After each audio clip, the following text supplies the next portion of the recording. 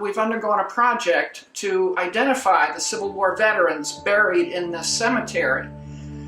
So far, we've come up with 667 Civil War veterans, some of them in unmarked graves.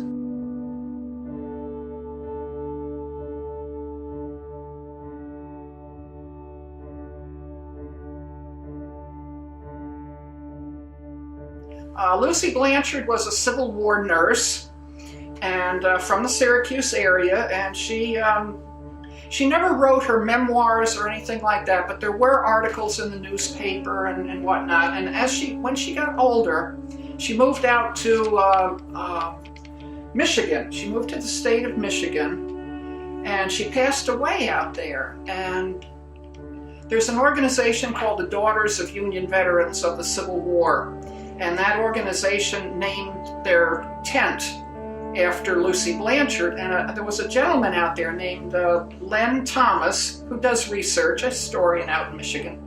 And he came across this Lucy Blanchard tent, and he wanted to know more about Lucy Blanchard. So he and his wife drove all the way from Michigan and came to Syracuse, and they stopped by the cemetery office where we are right now.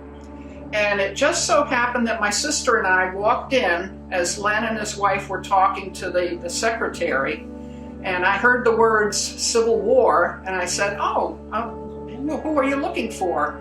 And finally, we talked it over, and he said, well, Lucy Blanchard, they say, is in section 5. I don't know where that is. I said, we'll take you right to it. We took him right to the site over in the old section of the cemetery, and sure enough, she did not have a headstone.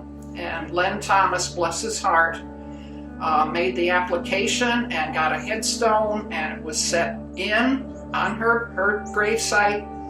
The Daughters of Union Veterans of the Civil War, the Sons of Union Veterans of the Civil War, reenactors, we all came to a ceremony and dedicated her headstone.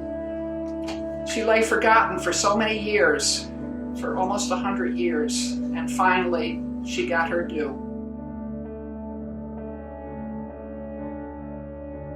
Not everybody's famous, but everybody's got a story.